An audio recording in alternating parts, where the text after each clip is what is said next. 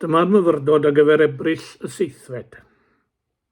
Ein tad nefol Dduw yn gyda dyfron i addoli yn enw dy fab Iesu Grist, than arweiniad yr ysbryd glân. Amen. Wel, wi eisiau cyflwyno ryw gefndir a chyflwyniad cyn dechrau ar y testyn. Mi roddodd un pregethwr amlinellad bras iawn o'r Beibl mewn 5 cyfnod gan ddefnyddio 2 lythyren sef D ac ec. Duw ar creu, dyn ar cwymp, dyfodiad Crist, dyddiau cred sef yn dyddiau ni, a diwedd y cwbl pan ddaw Iesu Grist yn ôl. I ni berthyn i ddyddiau cred pan mae'r efengil i fynd allan i'r holl fyd, yr amser sydd cyn diwedd y cwbl. I ni'n darllen fod hanes Ruth yng nghyfnod y barnwyr, sef cyfnod dyn ar cwymp, y cyfnod pan oedd paratoi mawr cyn i Iesu Grist dod i'r byd. Yn hanes yr Israeliaid, dyma'r cyfnod rhwng mynd i mewn i wlad Canan yn hanes Joshua a chyfnod y brenin cyntaf pan ddaeth Saul yn frenin. Yn y cyfnod yma roedd barnwyr yn codi o bryd i'w gilydd mewn gwahanol rannau o'r wlad ac yn troi pobl llwythau Israel yn ôl at gyfraith Dduw. Ond roedd e'n gyfnod tywyll iawn yn ysbrydol. Roedd yna gyfnodau hir pan oedd y bobl wedi troi cefn ar Dduw, yn anghofio Dduw.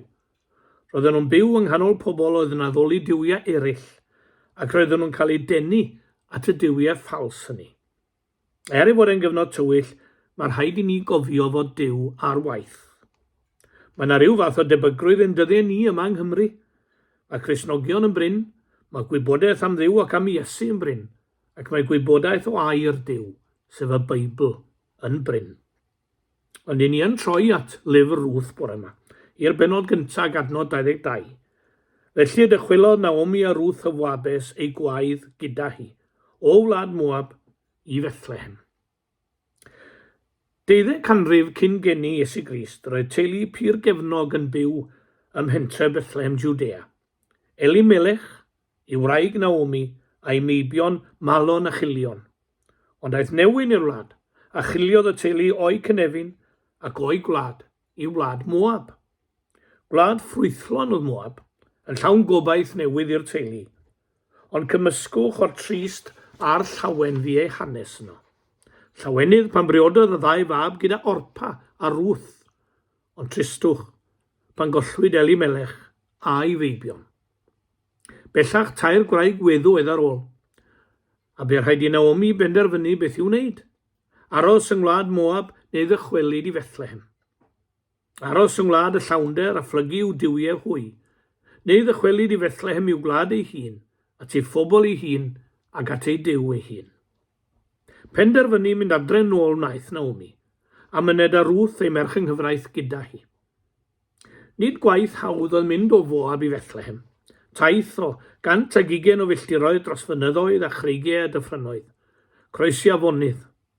Neb yw amddiffyn, neb yw cynorthwyo mewn unrhyw ffordd. Ond, pob anhawster, roedd y well gan Naomi fynd i Bethlehem yn ôl, nac aros yn Moab. Pam tybed? Wel, mae un rheswm naturiol iawn yn cynnig ei hunan. Eisiau mi'n gartre o ddi. Hiraeth am ei hen gartref, peth hollol naturiol yn dyfe. Pa mor dda bynnag fuodd pobl Moab iddi, roedd Naomi yn hireithi am Bethlehem, yr hen gartref, teimlad sydd yno ni gyd o bryd i'w gilydd. O edrych ar y sefyllfa o ongl arall, mae plentyn bach yn iawn am sbel mewn lle dieithr. Mae newyddeb y lle a'r pethau'n mynd a'i fryd, ond fe wyddom i gyd wedi hynny gilio beth yw ei gri. Trwy'r dagraid awr geiriau, eisiau mynd gartre. Ewch i ben arall y sbrectrwm yn hollol, yr hen. Ambell un a dawyd heb unrhyw fath o deulu mewn cartref henoed glân cysurus yn cael pob gofal a thanerwch. Mwy nag unwaith clywes i geiriau hwythau, eisiau mynd gartre. Dwi'n gwybod mai dim ond un peth oedd o'i le ar drafach gan fy rhieni, roedd yn rhy bell o stiniog. Ceir stori yn yr Hen Testament am Dafydd y Frenin yn hireithi am gael torri ei syched a dŵr o ffynon Bethlehem. Yr un teimlad feddianodd cynnan yn bell o'i wlad, gael dŵr o ffynon felin fach.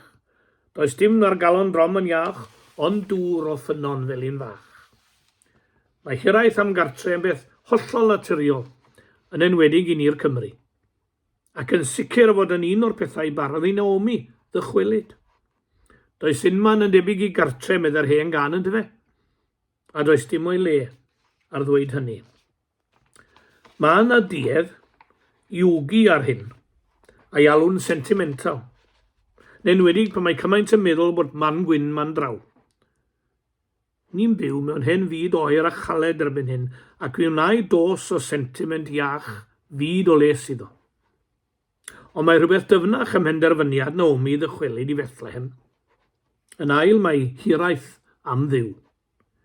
Nid oedd yr un o dduwiau Moab yn bodloni Naomi, a hiraethau am Dduw. Ond o'n i allai addoli Dduw yn Moab hefyd?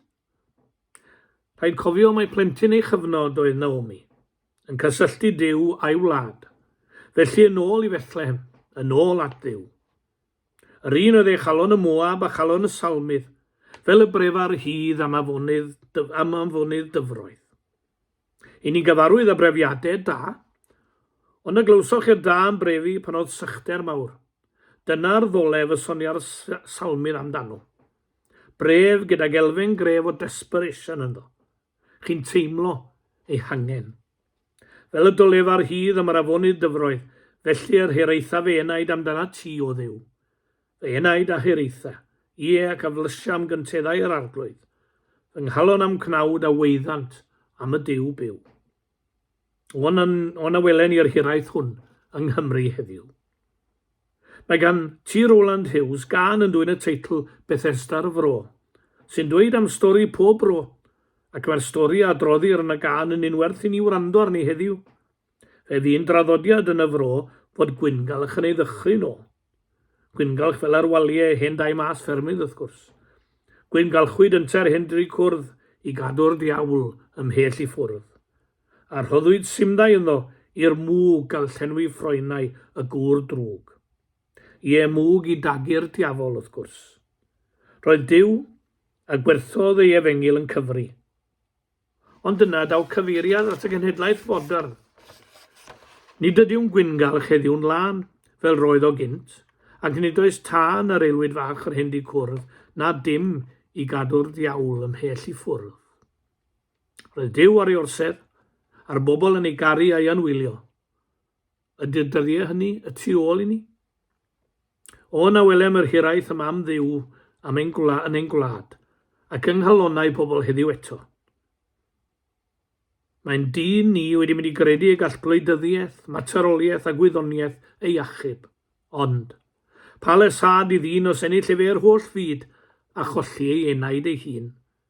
Neu pa beth ar i'r dyn yn gyfnewid am ei enaid?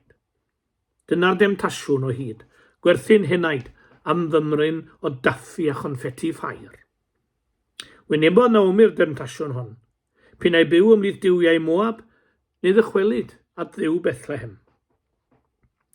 Roedd cwrdd gweddi mewn eglwys oedd yn ddi-weinidog, ac wrth y gwaith o chwilio am weinidog. Yn y cwrdd gweddi dyma un hen frawd yn gweddio fel hyn. O arglwydd anfon weinidog i ni, ond os nad wyt am anfon i ni, tyr di dy hunan atom. Felly dychwelodd Naomi o wlad Moab i Bethlehem, am bod yn hiraeth, nid yn unig am fynd adre nôl, ond hiraeth am Dduw. Geris un peth pwysig yn ein testyn, sef y trydydd beth, i Naomi fynd â Ruth gyda hi. Hynny yw, aeth Naomi ar genhedlaeth ifanc gyda hi. Nid digon gan ddiogelu henaid ei hun, fe fynodd hon diogelu enaid y genhedlaeth i ain a hi. Dychwelodd Naomi a Ruth ei gwaedd gyda hi. Ei merch yng nghyfraith yw hwnna. Yn y blynyddoedd diweddar hyn, rhesom bopeth i'n plant. Gofalu ym mhob modd am ei cyrff, gofalu am ei haddysg, prynu popeth allai arian ei brynu iddynt mwyn ei mwynhad, ac o'r clybiau amrywiol, gofalu am chwaraeon a phob adloniant. Rhesom bopeth iddynt, ond Dduw. Os bu angen Dduw ar unrhyw genhedlaeth, mae angen ar ein cenhedlaeth ni.